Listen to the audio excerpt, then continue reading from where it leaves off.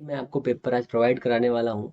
तो आपको क्या करना है, आपको हमारे साथ बने रहना है। अगर आपको चीज़ें पसंद आए तो प्लीज़ चैनल को लाइक शेयर सब्सक्राइब ज़रूर करना है। और आज हम लोग डिस्कस करने वाले हैं बहुत ही इंपॉर्टेंट क्वेश्चंस की सीरीज़ ये, जो आपके लिए मेरे हिसाब से तो बहुत बेटर होने वाली है, जिससे आपके सारे के सारे क्वेश्चन एग्जाम में जो आएंगे वो सभी के सभी फंस जाएंगे इनसे ही। तो ये क्वेश्चन मैक्सिमम इंग्लिश में ही है, पर मैं आपको हिंदी में ट्रांसफ़र कर दूंगा, जिससे आपको समझने में आसानी रहे और आपको कोई प्रॉब्लम ना हो। ठीक है ना?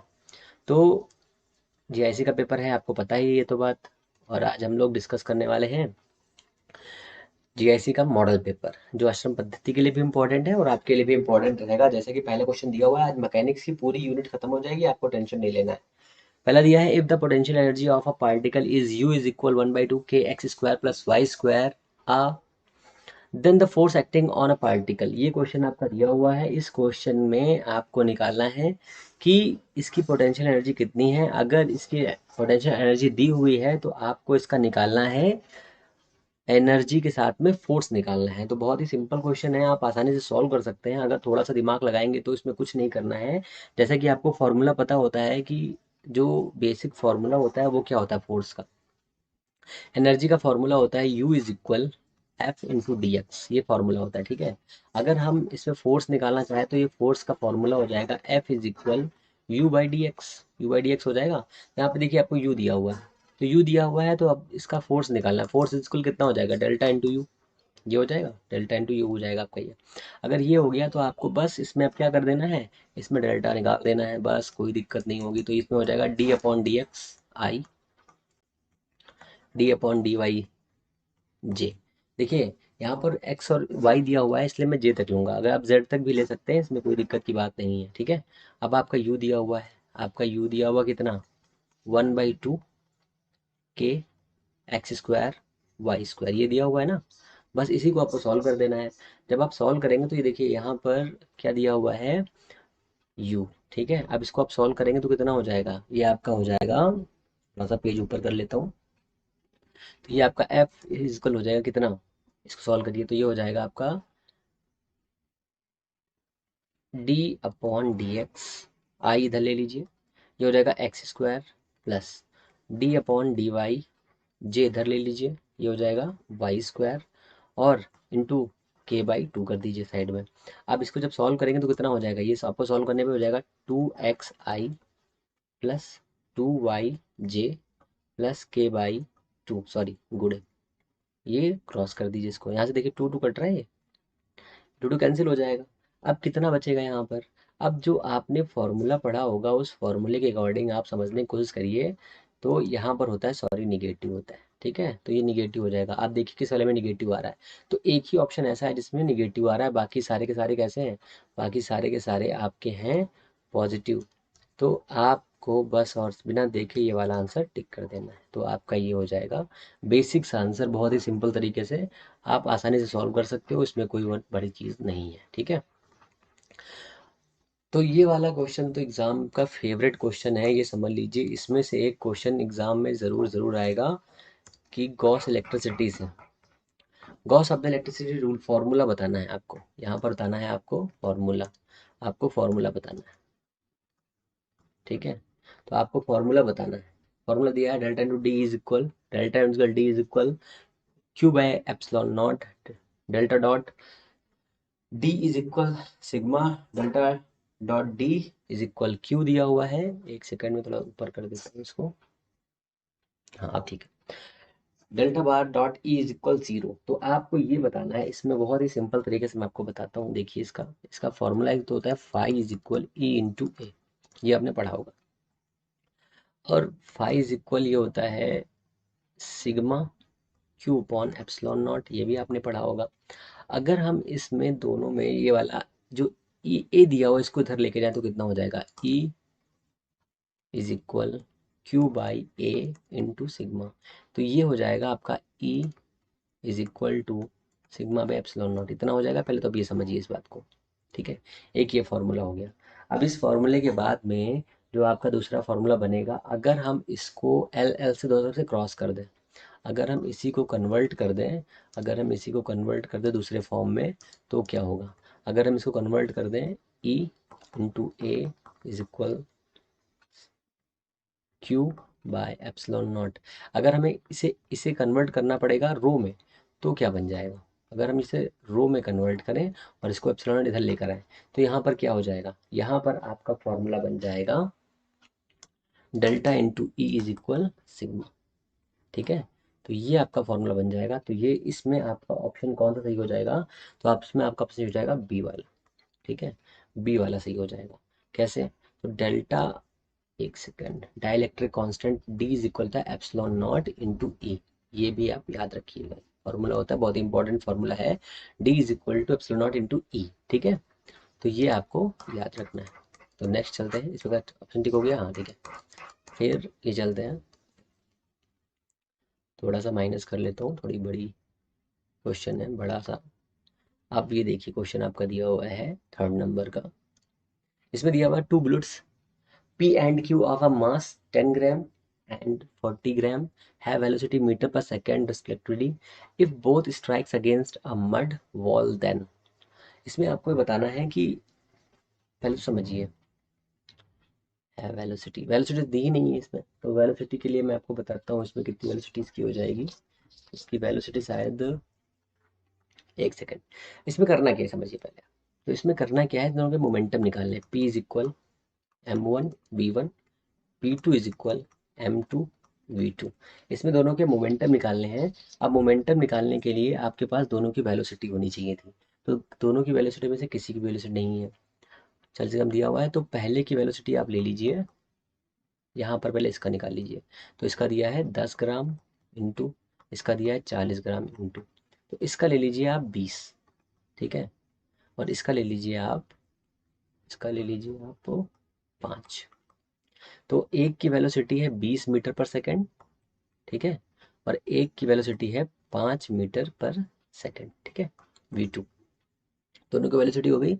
अब दोनों का जब आप मोमेंटम निकालेंगे, दोनों का मोमेंटम कितना आएगा? 200 आएगा।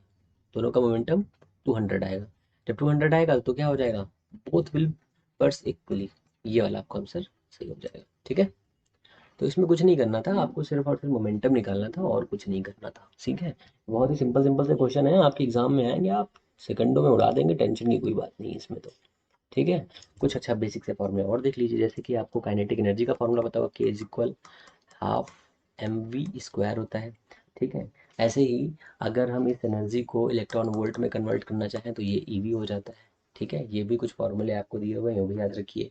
ठीक है, ऐसे ही आप चाहो तो बहुत सारे फॉर्मूले और भी बनाए जा सकते हैं। काइनेटिक एनर्जी के बराबर एम सी स्क्वायर भी रखा जा सकता है, एच न्यू भी रखा जा सकता है। ठीक है, चलिए नेक्स्ट चलते हैं हम लोग।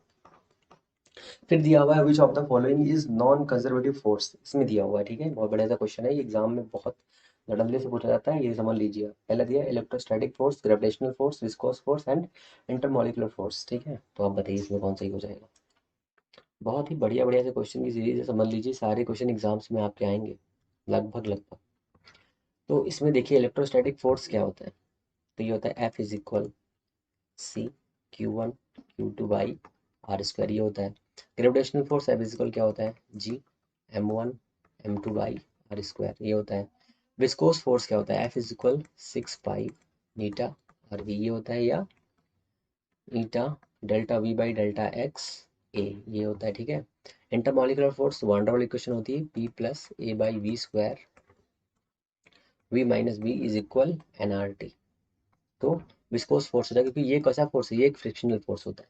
ये कैसा फोर्स है, तो ये फ्रिक्शनल फोर्स होता है, यहाँ पे लिख देता हूँ फ्रिक्शनल फोर्स, फ्रिक्शनल।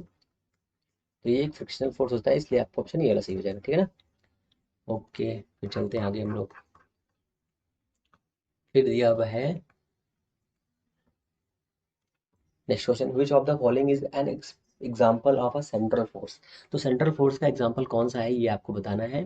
तो ये आप समझिए कौन सा एग्जाम्पल अच्छा है आपके लिए, ये बताइए इसमें का। तो इसमें हो जाएगा आपका gravitational force, viscous force, frictional force, none of these. Central force क्या होता है, मान लो ऐसे फोर्स जिसमें आपको ये याद रखना हो, जिसमें कोई ग्रेविटेशनल यूज हो रहा हो या ग्रेविटेशनल फोर्स लग रहे हो, तो ऐसे फोर्स कैसे फोर्स होते हैं, सेंट्रल फोर्स होते हैं। तो ये कौन सा फोर्स हो गया, सेंट्रल फोर्स, ये आपका सेंट्रल फोर्स हो गया। ठीक है, ये सेंट्रल फोर्स दिया है। विस्कोस फोर्स भी मैंने आपको बताया कैसा फोर्स है, ये फ्रिक्शनल फोर्स होता है। और ये कैसा है, नॉन कंजर्वेटिव फोर्स होता है, नॉन कंजर्वेटिव कंजर्वेटिव फोर्स होता है, ठीक है। ये सब आपको याद रखना है, यही सब एग्जाम में आपसे पूछा जाएगा। फ्रिक्शनल फोर्स भी नॉन कंजर्वेटिव फोर्स है, ओके। अब देखिए ये क्वेश्चन दिया हुआ है, तो इसमें दिया हुआ है which of the following is the present areal velocity of a particle performing circular motion. मतलब ये दिया हुआ है जो आपका कैपलर्स लॉ होता है, कैपलर्स लॉ के अकॉर्डिंग जो उसमें क्षेत्रफल का नियम होता है, सेकंड लॉ जो होता है वो वाले लॉ के अकॉर्डिंग इसमें ये बता रहा है कि सर्कुलर मोशन अगर वो एक्ट कर रहा है तो इसकी value D A upon D A की वैल्यू कितनी हुई, D A upon d T की वैल्यू कितनी हुई, ये आपको बताना है इसमें, ठीक है। तो बहुत ही सिंपल है, आपको देखिए ये फॉर्मूला तो पहले से याद ही रखना है, थोड़ा सा मैंने आपको लिख दिया पहले से ही क्योंकि मैं क्वेश्चन करेक्ट कर रहा था, कोई गलत ना हो इससे, ये हो जाएगा। और आपको एक लीनियर मोमेंटम का फॉर्मूला याद रखना पड़ेगा, m v r is equal n h upon two pi, आपको याद ही है, ठीक है। बराबर क्या होता है, एल होता है। तो यहाँ पर देखिए अगर इस वाले इक्वेशन को हम सॉल्व करेंगे तो ये हो जाएगा d A upon d t is equal to 1/2 R we, ये हो जाएगा। अब यहाँ से देखिए इस एल और इसको, एल इज इक्वल कितना हो जाएगा, L by M is equal कितना हो जाएगा, आर वी। यहाँ से हो जाएगा ये एल बाई आर वी, ये वाले क्वेश्चन याद रखनी है आपको, ठीक है। एल बाई आर वी, तो यहाँ पर d A upon d t is equal to 1/2 M और कितना हो जाएगा एल। तो इसमें देखिए एल अपॉन टू एम कहाँ आ रहा है, तो ये वाला ऑप्शन आपका सही हो जाएगा, ठीक है। तो ये आपको ऐसे देखना है। नेक्स्ट चलते हैं हम लोग, बहुत ही बढ़िया question. The time period of a revolution of a satellite is given by. तो इसमें आपको फॉर्मूला बताना है, ऐसा क्वेश्चन आपके एग्जाम में जरूर आएगा, ये भी आप याद रखिए, ठीक है ना। तो टाइम पीरियड बताना है, बहुत ही सिंपल क्वेश्चन है, आराम से सॉल्व करिए, कोई दिक्कत की बात नहीं है, मस्त तरीके से। पहला दिया T is equal 4 pi r³ by G M, दूसरा दिया टी इजिकल 2 पाई l/g। ये तो बिल्कुल नहीं हो सकता, ठीक है, ये तो बिल्कुल हो ही नहीं सकता, समझ लीजिए एक तरह से, तो ये वाला बिल्कुल नहीं हो सकता। T is equal 4 pi square r³ g m 2 pi r/g m, ये भी नहीं हो सकता। अब मैंने आपको दो ऑप्शन दे दिए, दो ऑप्शन बताइए कौन सा हो सकता है। तो मैं आपको इसके लिए फॉर्मूला बता देता हूँ। जब कोई भी प्लैनेट के चारों तरफ कोई भी सैटेलाइट राउंड करता है तो उसके लिए क्या होता है, मान लीजिए ये एक प्लैनेट है, ये आपकी अर्थ है, तो इसके लिए एक फोर्स लगता है, फोर्स, दोनों का फोर्स बताता हूँ। ये है आपका centripetal force is equal R is equal, और जो इस पर ग्रेविटेशनल फोर्स लगेगा वो कितना होगा, G M E M by R square. देखिए यहाँ से एम कैंसिल हो जाएगा, जब एम से एम कैंसिल हो जाएगा तो वी स्क्वायर इज इक्वल कितना बचेगा, G M E by R E.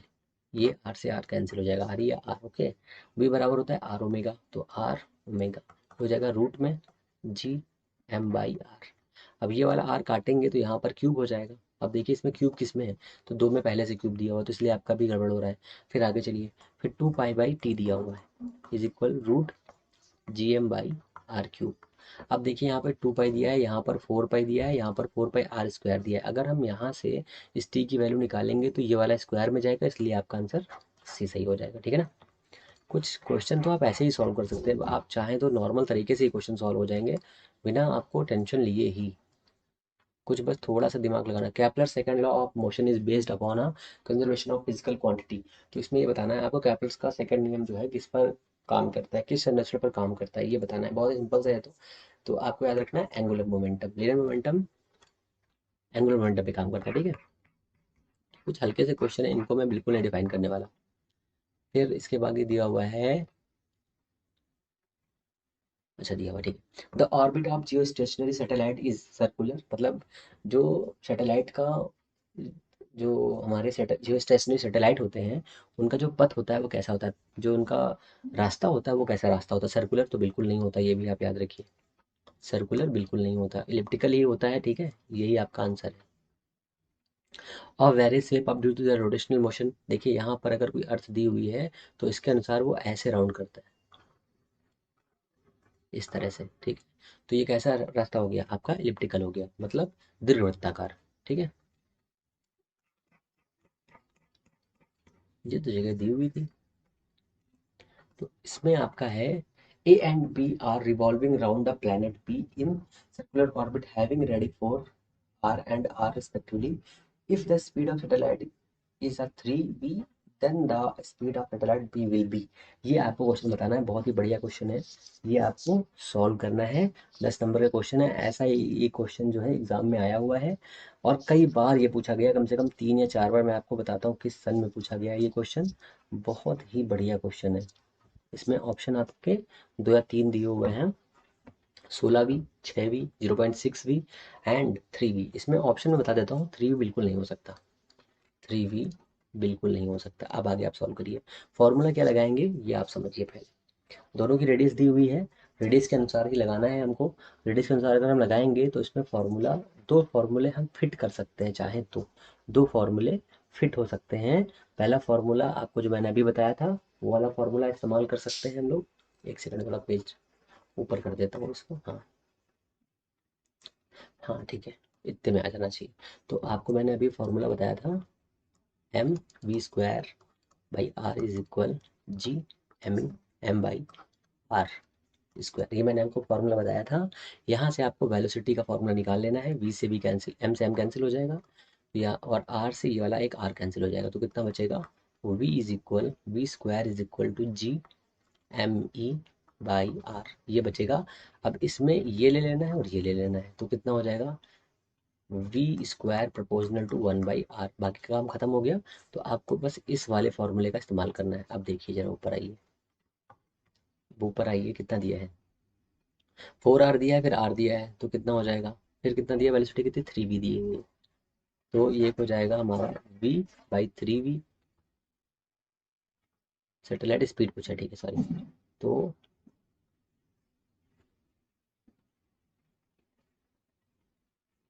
3v ये हो जाएगा आपका बराबर 1/3, सॉरी यहाँ पे 3 रखेंगे, 1/, ये हो जाएगा कितना, 4 आपका।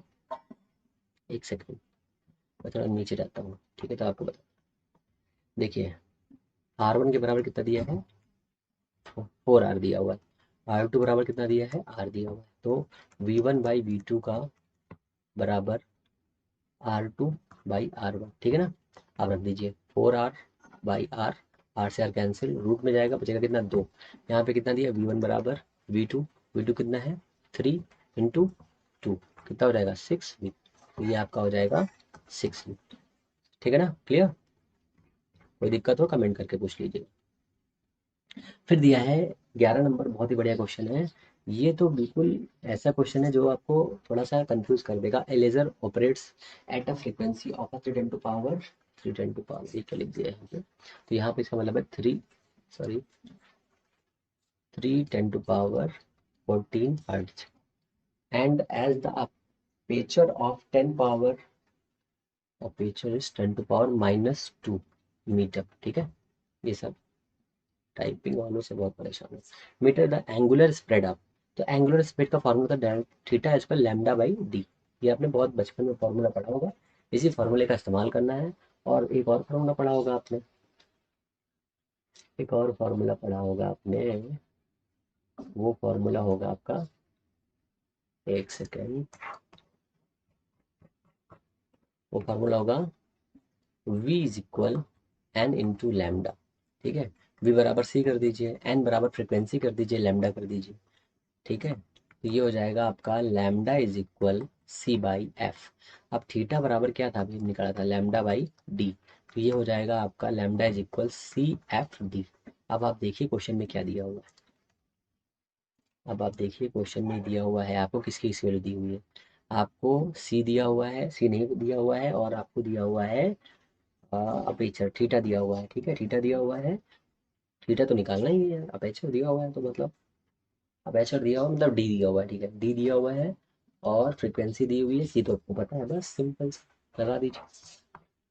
थीटा निकालना है, थीटा आपको निकालना है। सी कितना है, 3 × 10⁸ कितना है, एफ आपको दिया हुआ है 10⁻3 × 14, 3 × 14 इंटू डी कितना दिया हुआ है, 10⁻⁻2। इसको जब सॉल्व करेंगे तो आपका आ जाएगा 10⁻⁻4 रेडियन, ठीक है। तो ये आपका हो जाएगा 10⁻⁻4 रेडियन, ठीक है। ये वाला आपका ऑप्शन बिल्कुल करेक्ट हो जाएगा। ओके, चलिए नेक्स्ट पे चलते हैं हम लोग। फिर दिया हुआ है 12 number, to rings have their moment of inertia of inertia in the ratio 2:1 and their diameters are in the ratio 2:1, दोनों का सेम रेशियो दिया हुआ है, मास का बताना है। तो बहुत ही सिंपल तरीके से लगाइए बिना किसी हौच पौच के। क्वेश्चन आपने पढ़ लिया है, आपको पता है इनर्शिया का फॉर्मूला क्या होता है। तो इनर्शिया का फॉर्मूला होता है I is equal M R square. ठीक है, देखिए इसमें सबका निकालना है, तो I1/I2 is equal m1/m2 into, अब देखिए यहाँ पर डायमीटर्स दिए हुए हैं, तो डायमीटर से रेडियस से कोई मतलब नहीं, तो हो जाएगा d1/d2 का होल स्क्वायर। तो आप सॉल्व कर सकते हैं ना, तो कितना हो जाएगा, ये हो जाएगा इनर्शिया का 2/1 हो गया, m1/m2 निकालना है, और डायमीटर कितना हो जाएगा 4/1, ये कट हो जाएगा, यहाँ हो जाएगा 2, तो 1/2 आ जाएगा। तो ये आपका ऑप्शन सही हो जाएगा। ठीक है ना।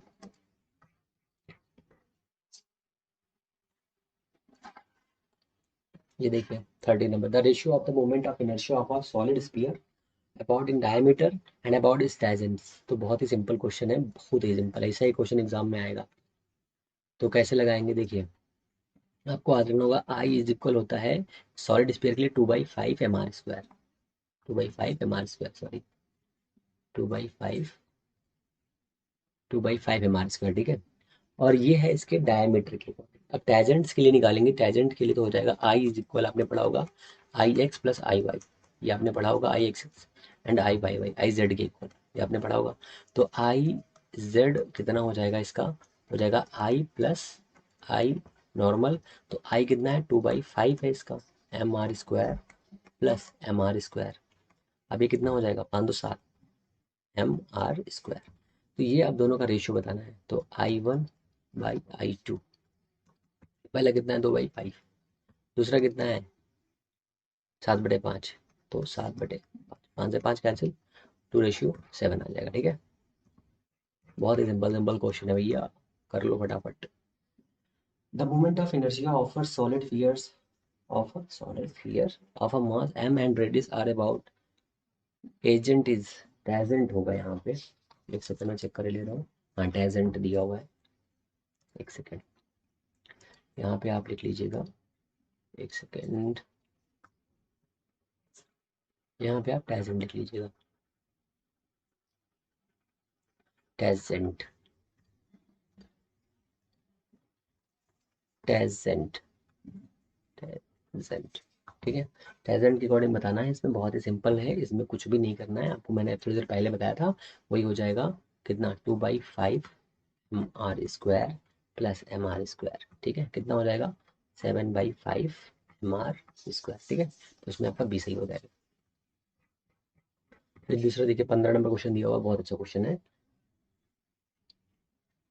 15 number question, an electric dipole when placed an uniform electric field experiences. अब बताइए, जब किसी भी एक डाइपोल को हम यूनिफॉर्म इलेक्ट्रिक फील्ड में रखते हैं तो वो क्या फील करता है। तो बहुत ही सिंपल, आपको पता होगा फील करता है, ये तो बचपन में आपने पढ़ा होगा 12th में। टॉर्क इजिकल क्या होता है, F into perpendicular distance, torque F is equal क्या होता है, क्यू इंटू ई होता है, इंटू डी। अब ये क्यू और डी मिलकर के क्या बनाएंगे, पी इंटू ई बना देंगे। तो आप समझ गए होंगे क्या बन रहा होगा, ये फार्मूला भी याद रखिएगा, तो टॉर्क बनाता है। ठीक है, फिर दिया हुआ है बढ़िया सा क्वेश्चन, ये बढ़िया क्वेश्चन, मजेदार question. Couple requires per unit radian twist, प्रत्येकांक ऐंठन के लिए आवश्यक बल आघूर्ण बताइए, इन हिंदी में सुन लीजिए आप। तो टॉर्क बताना है इसमें भैया, आप बताइए torque, torque is equal to, ठीक है, MnR4 8nL, ये तो बिल्कुल नहीं हो सकता, इसको हटा दो। ठीक है, क्योंकि 8nL किस में होता है, प्रेशर वाले में होता है। 2L ये हो सकता है, 2L वाला हो सकता है, 2L वाला हो सकता है, इसको हटा दो। क्या बचा ML, तो टॉर्क कितना हो जाएगा M नीटा R4/2L, ये आपका फॉर्मूला हो जाएगा। ये फॉर्मूला याद रखना, ये वाला फॉर्मूला एग्जाम में पूछा जाएगा, बहुत इंपॉर्टेंट इंपॉर्टेंट। ठीक है, चलिए नेक्स्ट पे चलते हैं। A solid sphere falls with terminal velocity of 25 meter per second in air. The coefficient of a velocity of air being an eta, sorry N नहीं है यहाँ पे, ईटा दिया हुआ है, ठीक है, इसको सही कर लीजिएगा, ईटा हो जाएगा यहाँ पे, eta. If the sphere of allowed to fall vacuum the terminal velocity will be. ये तो बहुत ही ओरल क्वेश्चन है भैया, ये तो आप सेकंड टर्म कर लेना चाहिए आपको। तो इसमें क्या हो जाएगा, ये कंफ्यूजन के लिए आप 25 कर सकते हैं, पर इसमें आपका नन ऑफ दिस, क्योंकि कोई चेंज नहीं होता इसमें, ठीक है। कुछ क्वेश्चन ऐसे हैं जिसको बताने की जरूरत नहीं मेरे हिसाब से। तो if P1 and P2 are the pressure at the two ends of a pipe of radius r and length l, the quantity of Q is a liquid of viscosity is। तो आपको ये फॉर्मूला याद रखना है, बहुत ही important formula है ये। आप इसमें थोड़ा सा दिमाग लगा सकते हैं कि अगर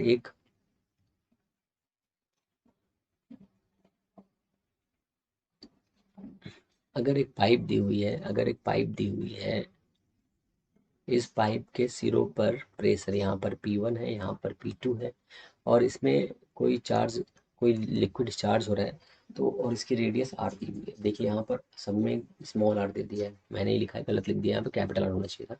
अब इसकी रेडियस मान लीजिए स्मॉल आर दे दी गई है, तो क्या हो जाएगा, πr4 delta P. Delta P का मतलब क्या है, दोनों इसका प्रेशर का डिफरेंस P1 माइनस P2, ठीक है, और pressure difference upon 8 eta L. ये वाला फॉर्मूला आपको याद रखना है, ये वाले से क्वेश्चन भी।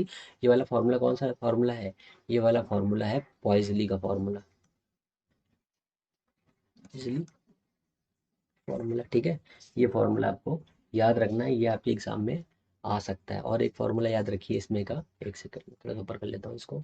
एक आप फॉर्मूला रखिए क्रांतिक वेग का, क्रिटिकल वेलोसिटी का फॉर्मूला याद रखिए, वी सी इज इक्वल के ईटा बाई रो आर। ये आप फॉर्मूला याद रखिए एक, ये क्रिटिकल वेलोसिटी का दिया हुआ है, यहाँ से आप रेनॉल्ड नंबर निकाल सकते हैं। एक और formula F is equal 6 pi eta r भी याद रखिए, एफ इज इक्वल याद रखिए आप eta delta v by delta x into A. आप ये सब फॉर्मूले याद रखिए, ठीक है, ये आपके लिए इम्पोर्टेंट है और आपसे पूछे जा सकते हैं आपके एग्जाम में एज इट इज़ ऐसे ही। अब नेक्स्ट क्वेश्चन पे आते हैं लोग, थोड़ा सा मिनिमाइज कर देता हूँ, बड़ा सा है question. The ratio of flow of liquid through a capillary tube under a constant pressure here head is q and the diameter of the tube is the reduced of half and its length is double, then the new rate of flow of liquid will be। ये बताना है, बहुत ही करारा question है लग रहा है, तो करा। अब सुनिए हिंदी में क्या है, एक द्रव की परख नली ट्यूब में से एक स्थिर दाब पर प्रवाह दर क्यूब है। यदि इस नली का व्यास घटाकर आधा कर दिया जाए तो द्रव का नया प्रवाह होगा। आपको कौन सा फॉर्मूला लगाना है ये समझिए। तो इसमें फॉर्मूला आपको लगाना है Q प्रोपोर्शनल टू R4, ठीक है, क्योंकि बाकी कुछ तो दिया नहीं है, इसलिए इसमें Q प्रोपोर्शनल टू आर, पॉइजली का नियम लगाना है। तो Q प्रोपोर्शनल R4 हो जाएगा, Q लगाएंगे क्या, Q1/Q2 इक्वल R1/R2 का 4। कितना दिया है, हाफ दिया है, तो 32 वाला देख लीजिए, दो 32 वाले दिए हैं, एक 32 वाला पॉइंट में दिया, ये तो हो ही नहीं सकता, तो यही बचा है इसमें, बाकी तो जैसे काट दीजिए। कुछ क्वेश्चन तो आप ओरल कर सकते हैं अगर थोड़ा दिमाग लगाए तो। पॉइजली का नियम है Q is equal πr4 delta P by 8 eta L. ये फॉर्मूला रट्टा मार दीजिए। Bernoulli principle is based on the law of conservative. Bernoulli का नियम किस सिद्धांत पर है, तो ये तो बचपन से आप पढ़ते आ रहे हैं, ये वाला हो जाएगा, इसको छोड़िए, ठीक है, फिट कर दूं जरा इसको मैं। 21 नंबर दिया, rotors move in the horizontal in the helicopter to lift it to move it forward, ठीक है, बताइए। ये 21 नंबर क्वेश्चन दिया हुआ है, ये भी क्वेश्चन कब पूछा गया है, 1996 में पूछा गया, बढ़िया क्वेश्चन है। एक हेलीकॉप्टर को ऊपर उठाने के लिए रोटर क्षैतिज तल में घूमते हैं, उसे आगे बढ़ाने के लिए क्या चाहिए, ठीक है। हिंदी में आप ऑप्शन सुन लीजिए, इसके क्या हो जाएंगे। अलग इंजन होता है, पहला दिया हुआ है, दूसरा इंजन ऊपर जाकर रोटर एंटी से घूम जाता है, तीसरा दिया है रोटर ऑर्डर की अक्ष में घूम जाता है, उसी इंजन में चलित एक और रोटर होता है, ठीक है, ये बताना है आपको इसमें। तो इसमें ये हो जाएगा, there is another moves by the same engine, ठीक है। किसके नियम पर काम करता है? बर्नौली के नियम पर काम करता है, लीज लॉ पर काम करता है, ठीक है। फिर 22 नंबर पे आ जाइए। 22 नंबर दिया हुआ था, reason of the rain drop to be the spiritual, spiritual, spiritual नहीं होगा यहाँ पर, स्फेरिकल होगा भैया। एक सेकेंड, चलो ये कट है यहाँ पे स्फेरिकल होगा, स्फेरिकल, ठीक है। स्फेरिकल शेप किसके लिए होता है? सरफेस टेंशन से होता है, ये तो आपने पढ़ा ही होगा। फिर नेक्स्ट चलता है, if Tc is the critical temperature and S naught is the surface tension at 0 degree of a liquid, then the surface tension at absolute temperature T will be। ये क्वेश्चन ठीक ठाक है, आप देख लीजिए। ये क्वेश्चन आ सकने के चांस हैं कुछ ज़्यादा ही इसके, तो इसलिए मैंने इसको उठा के छाप दिया है, ठीक है। तो यहाँ पर दिया है Tc। ये सभी क्वेश्चन प्रीवियस ईयर के ही हैं, ये आप समझ लीजिए, ठीक है। तो इसमें यही आपका ऑप्शन सही हो जाएगा। ओके, फिर दिया हुआ है SS pressure inside the soft bubble, pressure बताना है। तो नॉर्मल बबल पर जो प्रेशर होता है वो कितना होता है बताइए? वो प्रेशर होता है P is equal to T by R, P is equal to T by R होता है। और जो साबुन का घोल होता है उस पर कितना होता है? 4T/R। दोनों आपको याद रखते हैं। अगर नेट प्रेशर की बात करेंगे तो ऐसे हो जाएगा 1/P1 माइनस 1/P2। अगर इसको सॉल्व करेंगे तो हो जाएगा 1/R is equal 1/R1 minus 1/R2। अगर दो बबल्स को मिलाने पर प्रेशर दिया होगा तो इस तरह से सॉल्व कर सकते हैं, ठीक है। फिर दिया है बढ़िया सा क्वेश्चन, देखिए भाई क्वेश्चन आ गया है।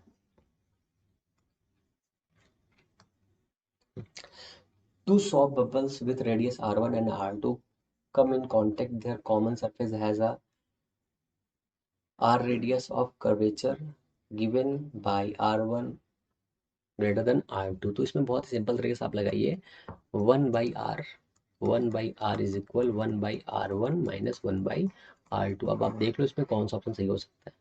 आपको सिर्फ ऐसे ही दिख जाएगा कौन सा ऑप्शन सही आ जाएगा, तो आपका यही ऑप्शन सही हो जाएगा, B1। इसको सॉल्व करेंगे तो सेम टू सेम यही ऑप्शन आ जाएगा, ठीक है। तो बहुत कुछ हलवा सवाल है। In process of the calcination of the small droplets of the water to a big drop, the surface energy of a system, ये दिया हुआ है, ठीक है। 26 नंबर का क्वेश्चन दिया है, बढ़िया क्वेश्चन है, एग्जाम में कई बार पूछा भी गया है। तो क्या होगा इसमें क्वेश्चन हिंदी में वाली, पानी की छोटी छोटी बूंदें मिलकर के एक बड़ी बूंद बनाने की प्रक्रिया में निकाय की ऊर्जा क्या होती है? तो छोटी छोटी बूंदें मिलकर के बड़ी बूंद बनाएंगी, छोटी छोटी छोटी मिलकर के बूंदें क्या बना रही? बड़ी बूंद बना रही है, तो निकाय की ऊर्जा क्या होगी? डिक्रीज हो जाएगी, ठीक है। तो ये वाला ऑप्शन सही हो जाएगा। अब दूसरा क्या हो जाएगा? अगर बड़ी बड़ी बूंदें मिलकर के छोटी बूंदें बनाएंगी तो क्या होगा? ये इंक्रीज हो जाएगी, ये भी याद रखिए, ठीक है। इंक्रीज हो जाएगी, इंक्रीज, ठीक है। ये सब याद रखना है, बेसिक बेसिक से क्वेश्चन दिए हैं, आप आराम से कर सकते हो। फिर दिया है 27 number, the value of the Poisson ratio lie between, ठीक है। ये तो मैंने आपको पढ़ाया था, इसमें आपका ऑप्शन यही वाला हो जाएगा, ठीक है। इसमें आपको y/2 याद रखना है, y/9 y/3 याद रखना है, y/9 याद रखना है। तीन वैल्यू आपको याद रखनी है, ठीक है। क्या होती है? ईटा 1 प्लस सिग्मा, यहाँ आपको याद रखना है B 1 माइनस 2 सिग्मा, यहाँ पे याद कर रखना है बीटा n/3b प्लस ईटा, ठीक है। ये तीनों याद रखने हैं। मैं एक चेक कर लूँगा अभी थोड़ी देर में, इनको चेक कर दूँगा आपको। एक सेकंड में चेक ही कर देता हूँ ऊपर वाला, कुछ मुझे डाउट लग रहा है ऊपर वाले क्वेश्चन में। y is equal to eta 1 plus sigma, हाँ ठीक हो, ठीक है ना, क्लियर इतना। चलिए आगे चलते फिर ये दिया हुआ, ये तो क्वेश्चन दिया है, ये तो सॉल्व आपके लिए home W HW। 28 number question, बढ़िया क्वेश्चन दिया हुआ है। The force required to stretch a steel wire 1 square centimetre cross section double is length is having y is equal to the 2 × 10⁻11। अच्छा, y की वैल्यू दी हुई है, y की वैल्यू दी हुई, y is equal to 10⁻11 newton per metre square दिया हुआ, ठीक है। ये आपका दिया हुआ है। और हाँ ठीक है, इतना दिया हुआ। तो एक स्टील के तार की लंबाई दोगुना करने के लिए इसका परिच्छेद 1 मीटर स्क्वायर है, वाई बराबर इतना दिया है, तो बल की आवश्यकता बताइए। तो वाई आपको पता है, पहले मैं शुरुआत बताता हूँ आपको। तो देखिए ये होता है formula, y is equal S/E। S is equal होता है strain, F/A। Stress and strain, ये हो गया आपका स्ट्रेस, ये हो गया आपका strain. Strain strain is equal होता है डेल्टा L/L, ठीक है, इसके इज इक्वल होता है F/A, तो ये हो जाएगा डेल्टा L/L, ये हो जाएगा। अब आप समझ लीजिए क्या करना है आपको, तो आपको F निकालना है, तो Y into A into delta L/L is equal F। बस इसको सॉल्व कर लीजिए, आपका फॉर्मूला जो होगा क्लियर हो जाएगा। तो इसका आपका आंसर कितना सही हो जाएगा, इसमें जब वैल्यू पुट करेंगे 2 × 10⁻⁷ हो जाएगा, ठीक है ना। ये वाला फॉर्मूला याद रखिए, और इसके लिए एक और फॉर्मूला बढ़िया सा फॉर्मूला ये भी याद रखिएगा, y is equal mg l, इसके लिए mg रख देंगे, बाई ए डेल्टा एल, ये भी एक फार्मूला आपको याद रखना है। तो अगर वर्क की बात करें, वर्क के लिए भी आपको एक फार्मूला याद रखना है, वो फार्मूला है U is equal 1/2 L I0 square mgh, याद रखना है, Gmem/re भी आपको याद रखना है, सभी वर्क के फार्मूले, ठीक है। अब ये देखिए दिया बढ़िया सा question, twisting couple applied twist a hollow cylindrical of a length L whose inner surface radius is R1 and outer surface radius is R2 by an angle theta is modulus of rigidity is 29 number का question है। ये भी question exam में पूछा गया है और ये भी मैंने आपको बता रखा है, ठीक है। तो रिजिडिटी मॉड्यूलस निकालना है आपको, टॉर्क की वैल्यू आपको पता है कितनी होती है, टॉर्क होता है C इंटू थीटा, ठीक है। अब सी की वैल्यू आपको बतानी है, सी कितनी हो जाएगी आपकी pi r four eta by 2L, और यहाँ हो जाएगा थीटा। बस यहीं से आप क्वेश्चन को बना लीजिए, कौन सा आपका रह गया। अब आर की जगह पर क्या रखते हैं, R1 4 माइनस R2 4, बस। अब आप देखिए कौन सा आपका ऑप्शन सही हो जाएगा। तो इसमें देखिए यहाँ पर R1 दिया, यहाँ पर R2 दिया, तो यहीं पर ये दो, तो आपका बी वाला ऑप्शन सही हो जाएगा, ठीक है ना।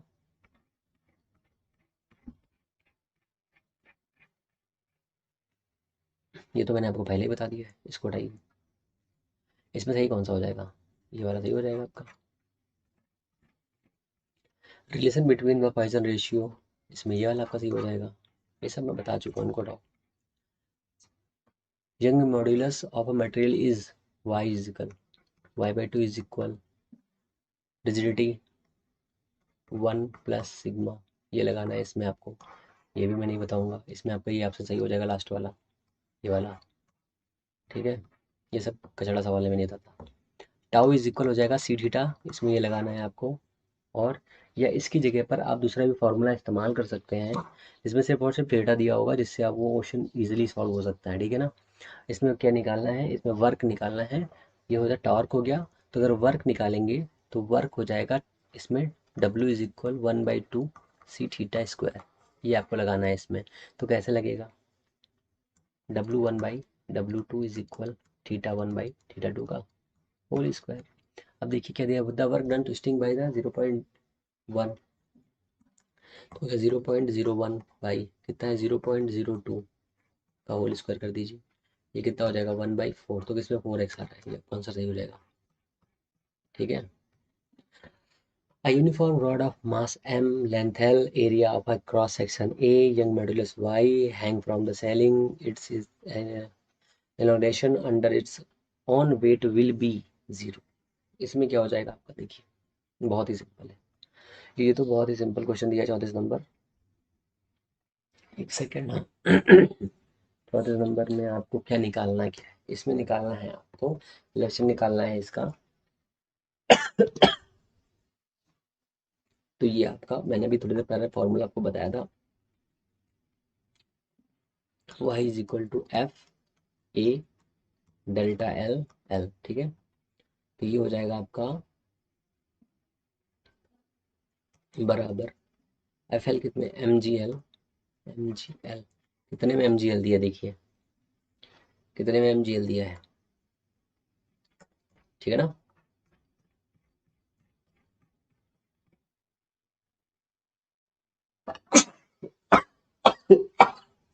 सॉरी,